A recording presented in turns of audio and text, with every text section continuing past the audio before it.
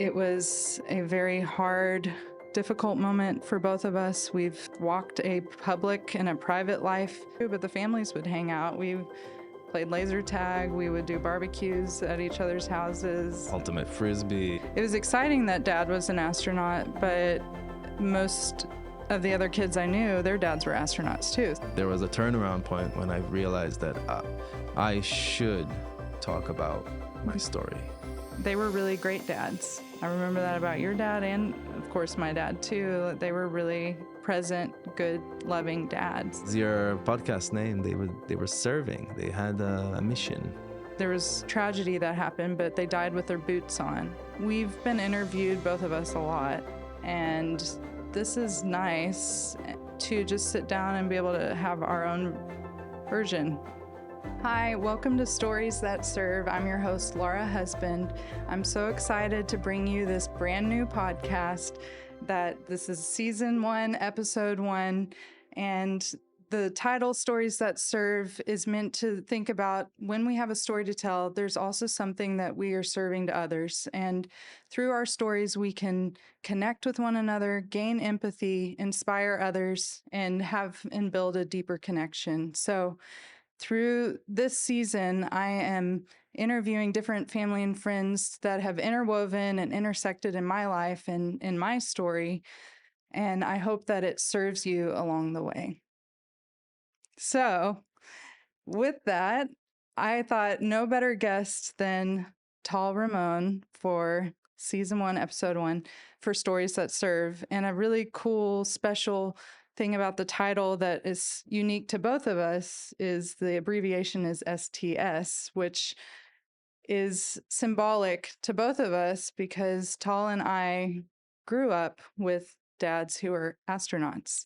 And there was a big pivotal moment that happened in both our lives when we were 12 years old. We lost our dads on the Space Shuttle Columbia, and it was a very hard, difficult moment for both of us. We've walked a public and a private life through all of this, but we have never sat down, the two of us, and just gotten to have a conversation, and I'm excited to do that today. Yeah, me too. Thank you for having me, first of all. And I'm excited to be here in Houston, where I know. it all happened, right? Yeah. Where we met for the first time, and where both of our fathers achieved and fulfilled their dreams. Yeah. And it was a huge thing for us and for our families, and of course for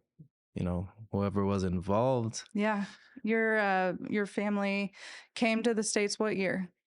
It was 1998 Okay. when we moved. Yeah. So our dads didn't fly on their mission until 2003, but there was some training and ongoing stuff. I remember meeting you one of the first times, and I feel like you re-describe it as not knowing a lot of English, and I spoke enough for the both of us. Right. But so what happened was my father, he was a fighter pilot in the Israeli Air Force, and he was chosen to be the first Israeli astronaut.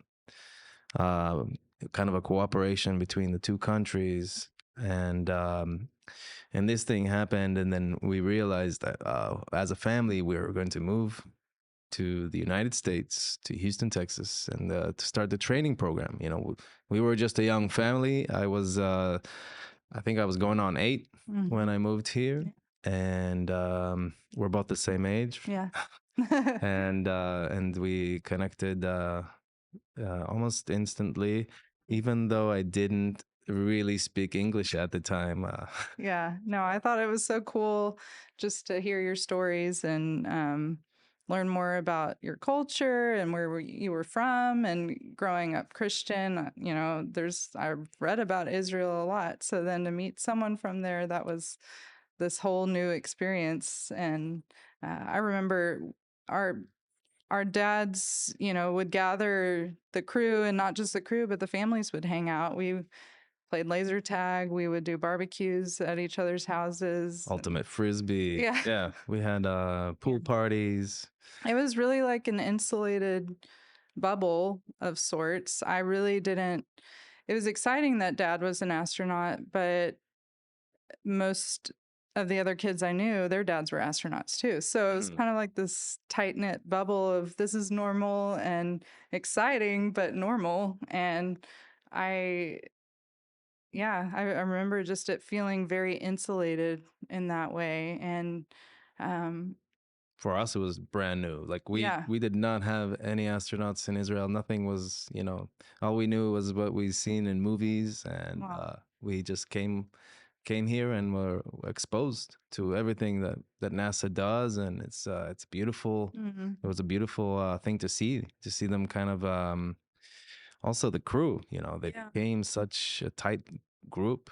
yeah, They were really good friends, and there was such a diverse group of people that we mm, can all learn a little bit from them, mm, about kind of accepting each other's differences and learning to work together because yes, they did the best job yeah, ever. They were wonderful together, and everybody speaks about that. Everybody, all the other astronauts true, yeah. and employees of NASA, they always speak about how much they were such a tight group, Mm. which is great. Yeah, and you know, I didn't really think about it at the time because we were young kids, but it really was a diverse crew. We had the first Israeli astronaut, your dad. Hmm. We had the first Indian woman astronaut. We had people with backgrounds. Dave, I think, had done like acrobatics or videography. I don't know. He had done all sorts of stuff. Um, and they just all brought different flavors to the group. And got along really well. And I think that's something we've both carried with us is the fact that we were part of a diverse group and seeing it work well together and how that can be a beautiful experience, be a beautiful picture of it doesn't, you can believe different things or come from different backgrounds or look different, but everyone has something really valuable to bring and work together with. And Yeah, especially when their target was to do something good for yeah, humankind, absolutely. for the world, and to they had a lot of responsibilities, and they Yeah, had also a lot of fun times and laughs, and it's true. Yeah. they would always be smiling. I just remember Joking. them joking and smiling Yeah. around, and uh, Yeah, I remember times we would go over to your family's house and I think we learned how to play Rummy Cube. That was mm. thanks to y'all. And then that was also when I think, both of us had interest in arts, but that was something also we connected on early. We would go upstairs while the parents talked and you had a keyboard and so we would play piano. I remember we would paint, like do different things, just Yeah, we had all this different activities yeah. that we would do while our parents were just hanging out. Yeah, Uh, it's yeah, and it was very normal in that way, I think, too, people see our dads as, the title, the astronaut, and we see them as our dads, right. and they were really great dads. I remember that about your dad and, of course, my dad too. They were really present, good, loving dads, and I think part of also why this is exciting to sit down together is and we'll get into what happened and how that was for us, but it was so public and we've been interviewed, both of us, a lot. And this is nice to just sit down and be able to have our own version, our own sharing, our own time to reflect on things. And, it can be difficult with interviews. We don't always know what the questions are going to be Right. or You're what right. they're going to edit out or you know, what the focus will be. What was your experience with that? Of course. I mean, when my father was chosen, it was uh it was such a huge thing in Israel. Mm, There was a lot of media coverage, and of course there was interviews that he had been doing all around. mm, And as he was here and training for the mission, he realized that he had his STS-107 mission, mm, and he had his own mission, his personal mission of being the first Israeli astronaut, and he did in his way, fulfilled his mission in many different ways, symbols Mm-hmm. that he decided to do it with, and he what he did was connect the whole Jewish world together, not just as Israel's first astronaut, but as a Jewish astronaut, speaking Hebrew in space, keeping kosher food in space, and blessing the Shabbat, taking various items that represent the Holocaust and his family history. My grandmother was a Holocaust survivor, Yeah. and so he realized that he had a few values and things that he wanted to do for his own personal mission. Of course, this was all um, huge in the media.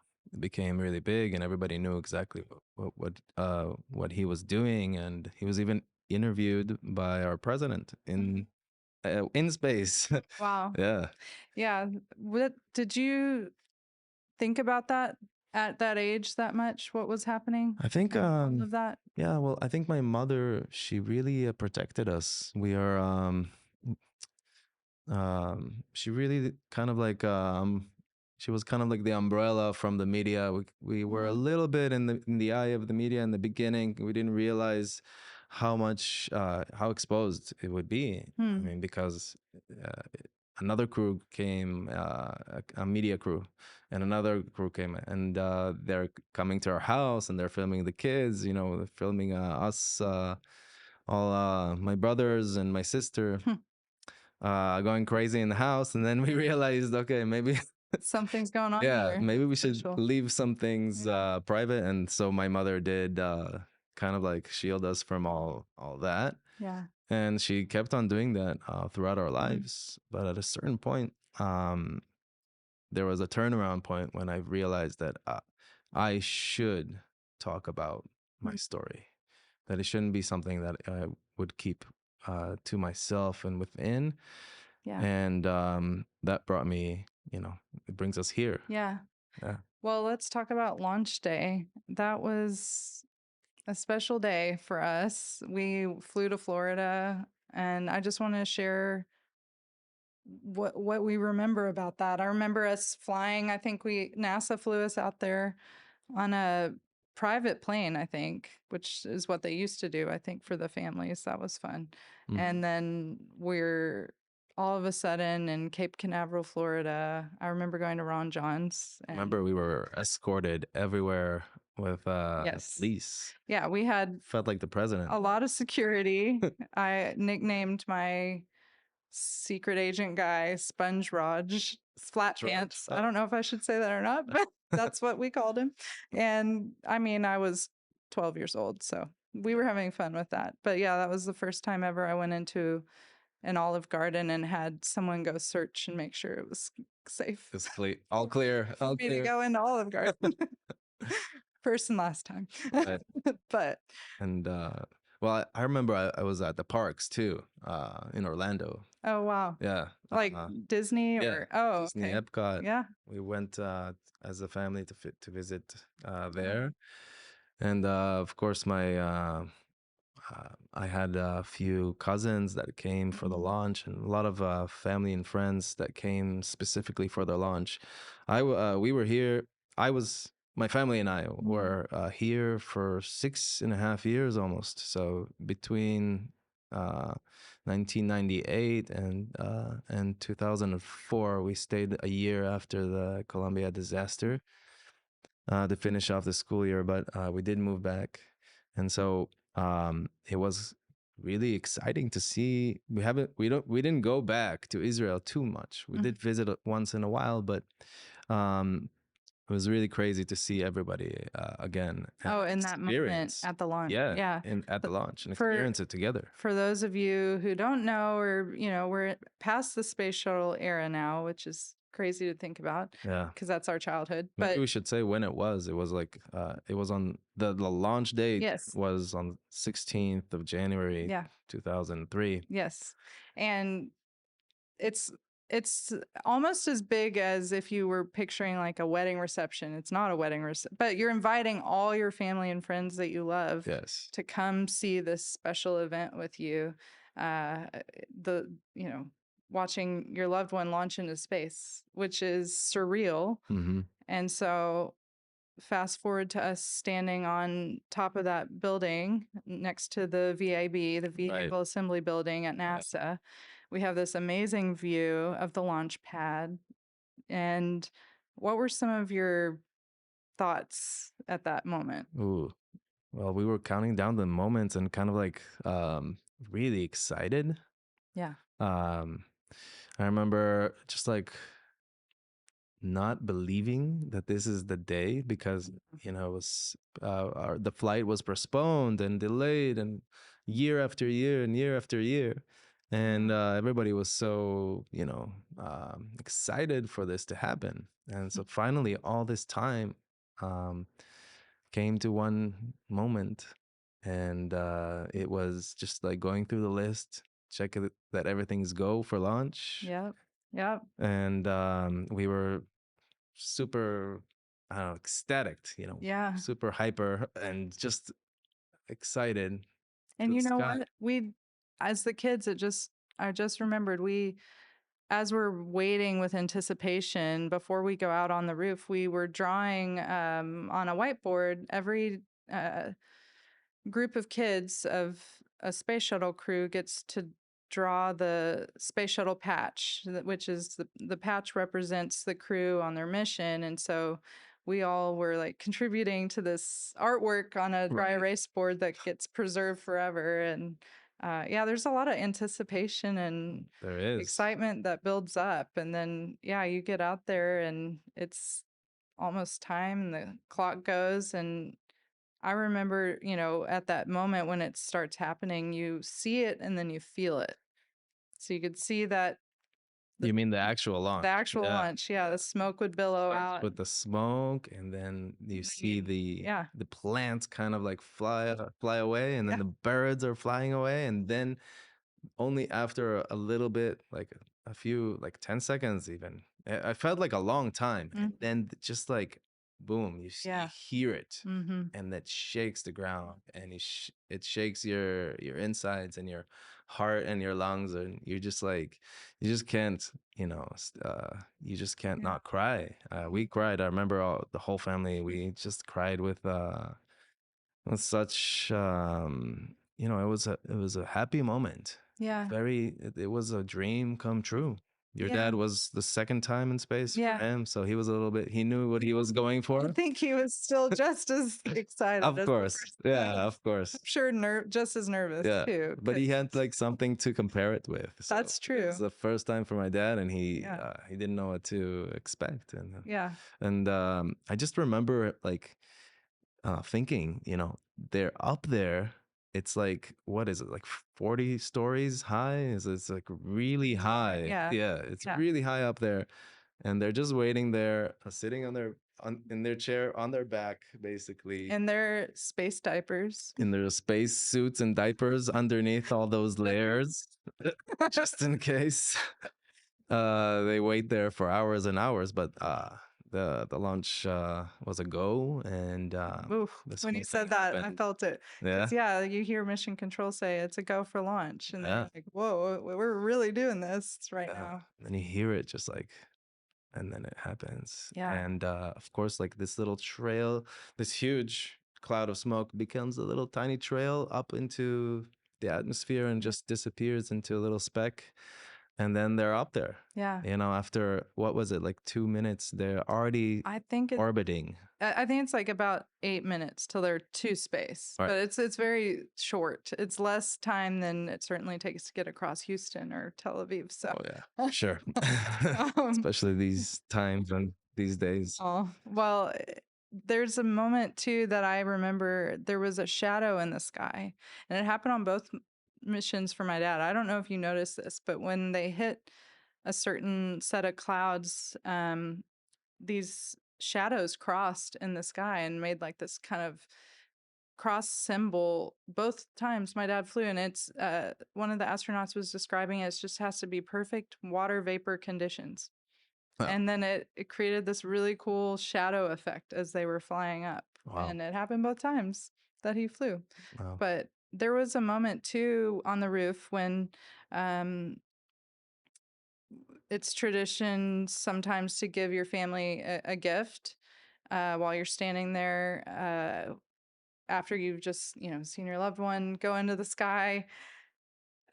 I was handed a gift that day. Did you have anything like that, or did I y'all do something received, different? yeah, my father, what he did is he signed his photo and he wrote a few sentences for each and every one of us in our family, for my mother and my brother and my sister. And till this day, I mean, this Mm. this letter that he wrote, that he signed, it just goes with me everywhere, and just like it's really meaningful that for me Yes. that was left. And Yeah. so it's a wonderful kind of memory to keep, Yeah. to have. I know more than they realized.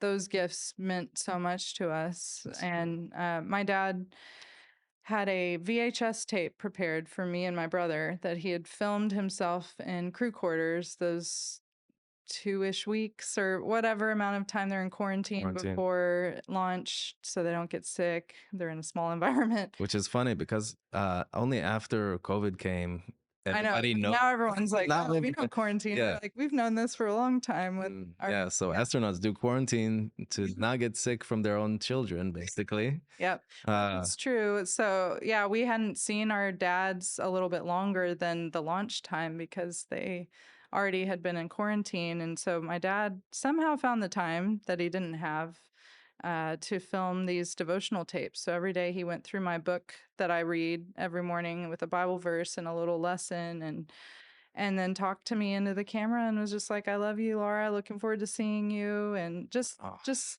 bits of love and wisdom. And I watched it in the past year. I hadn't for a long time because hmm. it's hard, but I watched it recently and I was like, wow, this is still, I still need this. Like, it's still relevant, like what he's sharing on those today. The same words then still mean and impact me Of today. course. And those gifts, they didn't know what they were doing at the time would be so meaningful later. So we had True. they were in space 16 days. This is I brought this photo of the two of them. That's my dad, and that's Elon. That's Rick and Elon.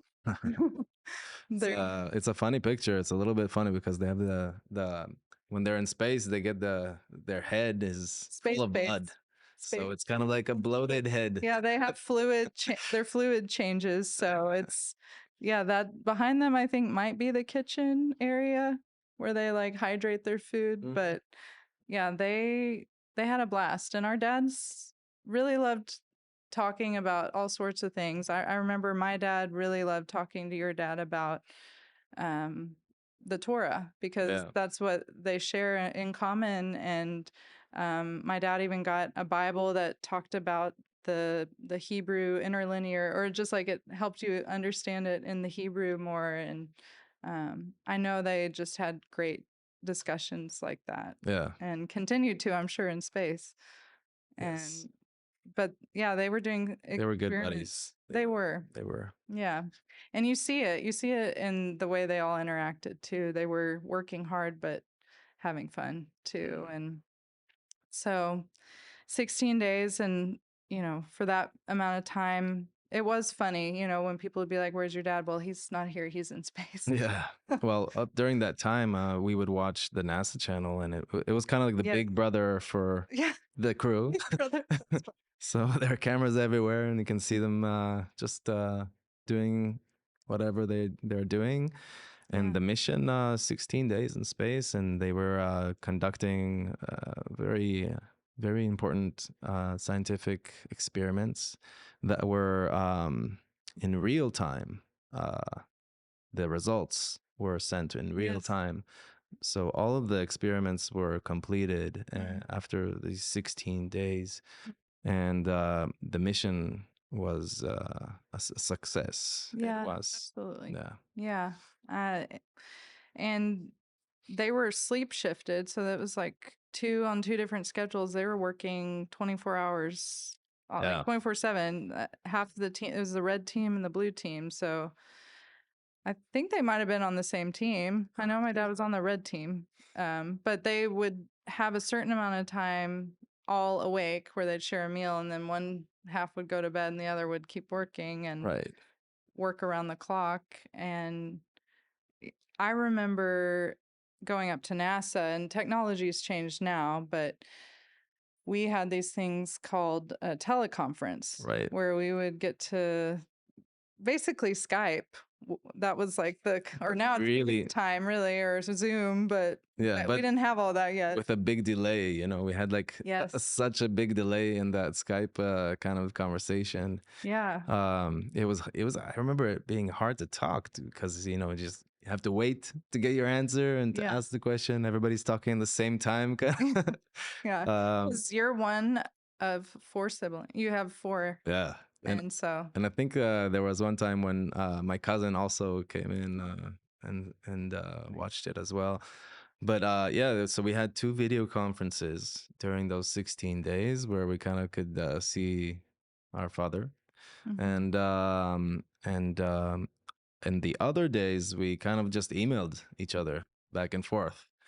And I always laugh about these emails because we have them printed at home, and sometimes I look over them. I always laugh about how he would ask me about the my homework, and I'd be like, "Yeah, yeah, I did my homework." Of course, he couldn't check, but Man, yeah, it's hilarious. it was funny. It was Still being a dad from space. exactly Yeah. still looking out for us in Yeah. space, Yeah. even then.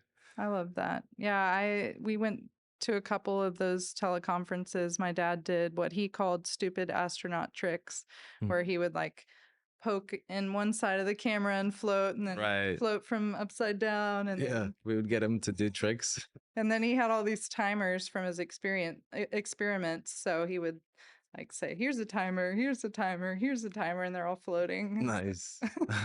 And then I remember my brother, my mom, and I pretended to float in different directions into the camera to match, but of course we had gravity not helping. All right. But those were really sweet moments that again we didn't know at the time, like that gift at launch, but really sweet moments that we had with our dads during that mission where we got to share in their dream and experience and see them having a blast up there. And it just takes me back, even just talking about it with you, because that was a very real and exciting moment. And it feels like ages ago, but It's it's, very unique yeah, to have that. it Uh, really is. yeah. And I'm thankful because we had those moments where we got to say, I love you. And, you know, we didn't know what the outcome would be, but just even being able to just express love and talk to them. I'm so thankful, both of us, we got to do that. And I want to thank you for this time. I think next episode, we're going to talk more about what happened that day on February 1st. But to close us out, how do you think your dad and his dream, how does that story serve others when they hear that he achieved his dream in that way? Wow. I think something with my father is that he was such a good pilot, and he was always such a very talented and smart guy, and everybody was relying on him. But I think even people that don't know him kind of just fell in love with this inspiring guy who's just a big smile and a happy kind of energy. And I think what he does, and I think your father and most of the crew as well, I mean, they're all such big heroes um, for having gone through what they've gone through and achieving their biggest dreams. Yeah. Of leaving this earth and doing something for mankind and giving back to to the world. Yeah. They as your podcast name, they were serving. They had a mission. That's true. Yeah. So that is the biggest light that they shined, I think, until this day. They are such a big inspiration, really. Yeah. Yeah.